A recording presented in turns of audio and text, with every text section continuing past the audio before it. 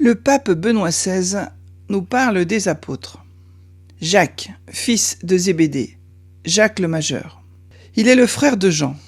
Ce Jacques appartient avec Pierre et Jean au groupe des 3 disciples privilégiés qui ont été admis par Jésus à des moments importants de sa vie. Il a pu participer avec Pierre et Jean au moment de l'agonie de Jésus dans le jardin de Gethsémani et à l'événement de la transfiguration de Jésus. Ils ont donc expérimenté la gloire du Seigneur sur le mont Tabor et le voir s'entretenir avec Moïse et Élie. À Gethsémani, il se trouve face à la souffrance et aux humiliations. Il voit avec ses propres yeux que le Fils de Dieu s'est humilié en se faisant obéissant jusqu'à la mort. La gloire du Christ se réalise vraiment dans la croix, dans la participation à nos souffrances. La mort de Jacques est rapportée dans le Nouveau Testament. Hérode fit périr par le glaive Jacques, frère de Jean, dans les Actes des Apôtres, chapitre 12, verset 2, au moment de l'arrestation de Pierre. Ainsi, Jacques le Majeur se place devant nous comme exemple éloquent de généreuse adhésion au Christ. Lui qu'initialement avait demandé par sa mère de s'asseoir avec son frère auprès du Maître dans son royaume, fut vraiment le premier à boire le calice de la Passion. Nous pouvons dire que le chemin, pas seulement extérieur mais surtout intérieur du Christ, du mont de la transfiguration au mont de l'agonie, symbolise tout le pèlerinage de la vie chrétienne entre les persécutions du monde et les consolations de Dieu. Jean, fils de Zébédée et frère de Jacques. Son nom typiquement juif signifie « le Seigneur a fait grâce ». Il était en train de réparer les filets sur la rive du lac de Tibériade quand Jésus l'appela avec son frère. Jean appartient lui aussi au petit groupe que Jésus emmène avec lui en des occasions particulières. Il se trouve avec Pierre et Jacques quand Jésus à Capharnaüm entre dans la maison de Pierre pour guérir sa belle-mère. Il suit le maître avec les 2 autres dans la maison du chef de la synagogue Jaïr, dont la fille sera rendue à la vie. Il le suit encore sur le mont Tabor et il est à ses côtés sur le mont des Oliviers, lorsque devant l'imposant temple de Jérusalem, Jésus prononce le discours sur la fin de la ville et du monde. Et enfin, il est proche de lui, quand dans le jardin de Gethsémani, Jésus s'isole pour prier le Père avant la Passion. Jean est le disciple bien-aimé, qui pose sa tête sur la poitrine du Maître au cours de la dernière scène, Jean 13, 21, qui se trouve au pied de la croix avec la mère de Jésus, enfin, qui est le témoin du tombeau vide, ainsi que de la présence même du ressuscité. Nous tirons une leçon importante pour notre vie. Le Seigneur désire faire de chacun de nous un disciple qui vit une amitié personnelle avec lui. Pour y parvenir, il ne suffit pas de le suivre et de l'écouter extérieurement. Il faut aussi vivre avec lui et comme lui. Cela n'est possible que dans le contexte, dans une relation de grande familiarité, imprégnée par la chaleur d'une confiance totale. Jean est à l'origine de notre plus haute spiritualité. Que le Seigneur nous aide à nous mettre à l'école de Jean pour apprendre la grande leçon de l'amour, de manière à nous sentir aimés par le Christ jusqu'au bout et à donner notre vie pour lui.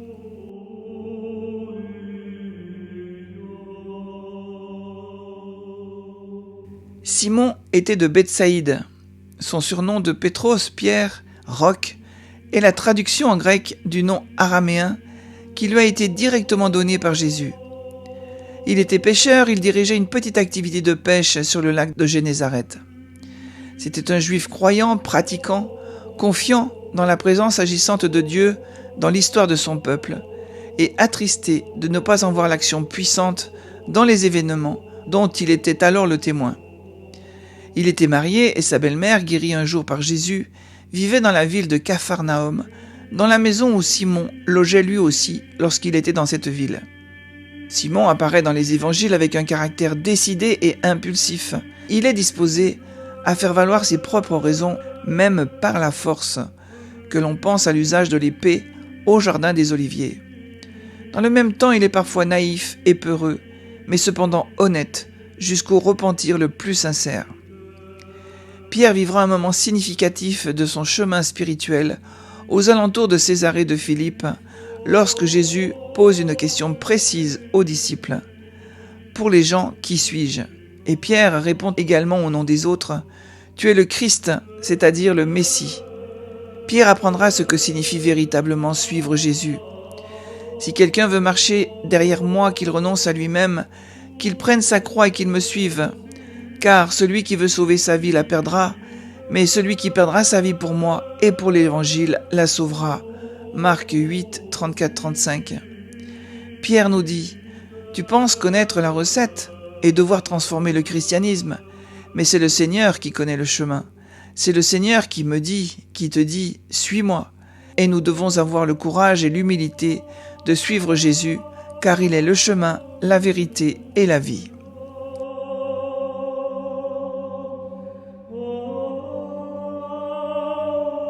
André, frère de Simon-Pierre, a un nom grec. Nous sommes en Galilée où la langue et la culture grecque sont assez présentes. Le pape Paul VI restitua en 1964 les nobles reliques de saint André, conservées jusqu'alors dans la basilique Vaticane, à l'évêque métropolite orthodoxe de la ville de Patras en Grèce, où, selon la tradition, l'apôtre fut crucifié. Il demanda à être placé sur une croix différente de celle de Jésus.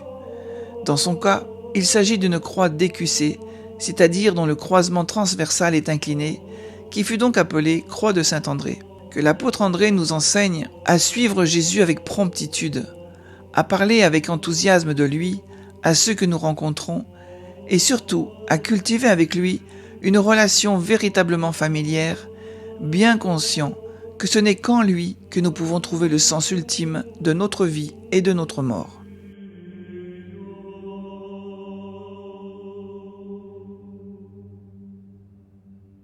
Jacques le Mineur est toujours désigné comme fils d'Alphée.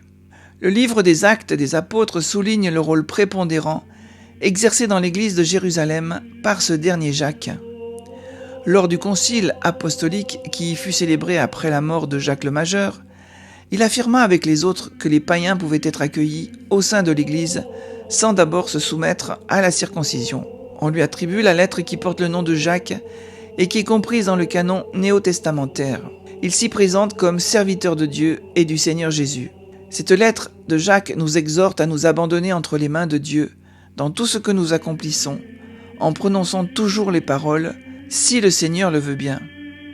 Il nous enseigne ainsi à ne pas présumer de planifier notre vie de manière autonome et intéressée, mais à laisser place à la volonté insondable de Dieu, qui connaît ce qui est véritablement bon pour nous. Ainsi, saint Jacques demeure aujourd'hui encore un maître de vie pour chacun de nous.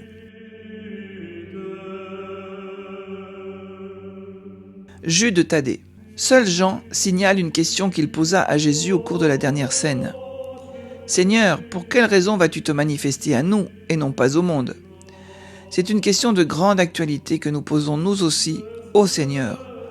Pourquoi le ressuscité ne s'est-il pas manifesté dans toute sa gloire à ses adversaires pour montrer que le vainqueur est Dieu ? La réponse de Jésus est mystérieuse et profonde. Le Seigneur dit « Si quelqu'un m'aime, il restera fidèle à ma parole. Mon Père l'aimera, et nous viendrons chez lui, nous irons demeurer auprès de lui. » Cela signifie que le ressuscité doit être vu et perçu également avec le cœur, de manière à ce que Dieu puisse demeurer en nous. Thomas. C'est surtout dans le 4e évangile qu'on nous offre quelques nouvelles indications significatives de sa personnalité. La première concerne l'exhortation qu'il fit aux apôtres. Lorsque Jésus, dans un moment critique de sa vie, décida d'aller à Béthanie pour ressusciter Lazare, s'approchant ainsi dangereusement de Jérusalem, Thomas dit à ses condisciples « Allons nous aussi, et mourons avec lui ». Sa détermination de suivre le Maître est vraiment exemplaire et nous offre un enseignement précieux. Elle révèle la disponibilité totale à suivre Jésus jusqu'à identifier son sort avec le sien et à vouloir partager avec lui l'épreuve suprême de la mort. En effet, la chose la plus importante est de ne jamais se détacher de Jésus. Très connue et même proverbiale est la scène de Thomas incrédule, produite 8 jours après la Pâque. Tout d'abord, il n'avait pas cru à Jésus apparu en son absence.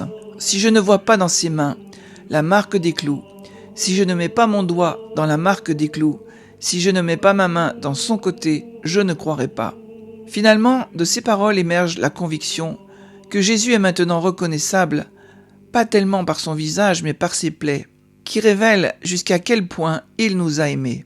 Thomas évangélisa d'abord la Syrie et la Perse, ensuite il poussa jusqu'à l'Inde occidentale, d'où ensuite le christianisme rejoignit même l'Inde méridionale.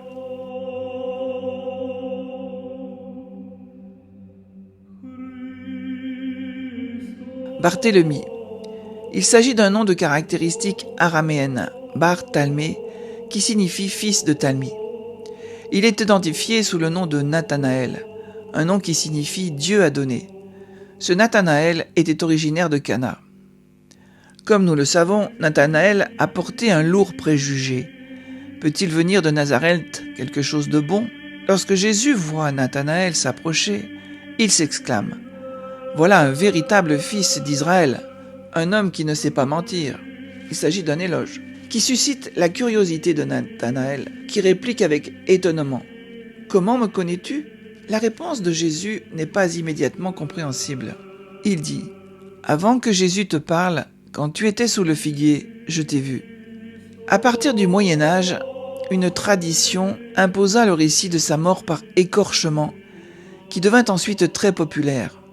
La figure de Saint Barthélemy demeure face à nous pour nous dire que l'on peut également vivre l'adhésion à Jésus et en témoigner sans accomplir des œuvres sensationnelles. Jésus est et reste extraordinaire, lui à qui chacun de nous est appelé à consacrer sa propre vie et sa propre mort.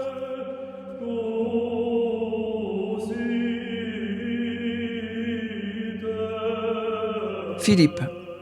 Bien que Philippe soit d'origine juive, son nom est grec, comme celui d'André.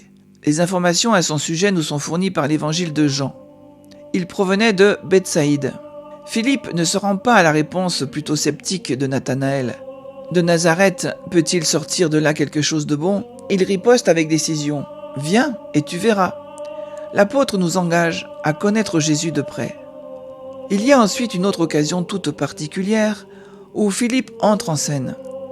Au cours de la dernière scène, Jésus ayant affirmé que le connaître signifiait également connaître le Père, Philippe presque naïvement lui demanda : « Seigneur, montre-nous le Père, cela nous suffit. » Jésus lui répondit avec un ton de reproche bienveillant : « Il y a si longtemps que je suis avec vous, et tu ne me connais pas, Philippe ? Celui qui m'a vu a vu le Père. Comment peux-tu dire : montre-nous le Père ? Tu ne crois donc pas que je suis dans le Père et que le Père est en moi ? » Ces paroles se trouvent parmi les plus importantes de l'Évangile. Elles contiennent une véritable révélation. Philippe nous enseigne à nous laisser conquérir par Jésus, à être avec lui et à inviter également les autres à partager cette indispensable compagnie. Et en voyant, en trouvant Dieu, trouver la vie véritable.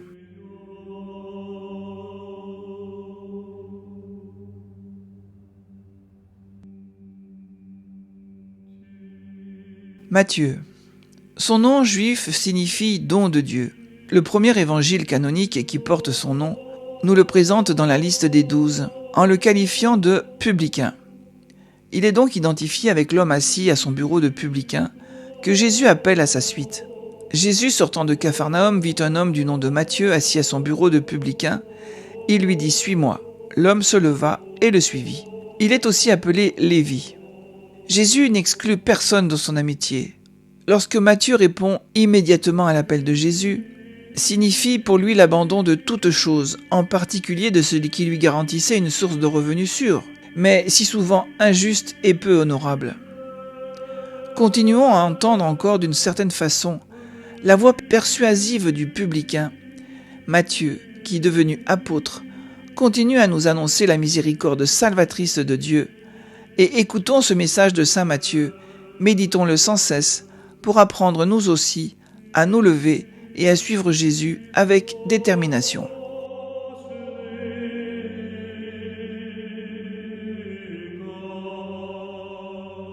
Simon le Cananéen, encore appelé, dans l'évangile de saint Luc, de zélote. Dans la langue juive, en effet, le verbe gana signifie être jaloux, passionné.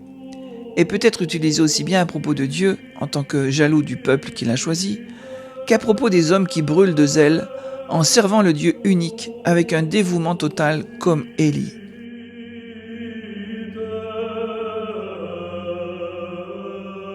Paul de Tarse. Après Jésus, il est le personnage des origines sur lequel nous possédons le plus d'informations.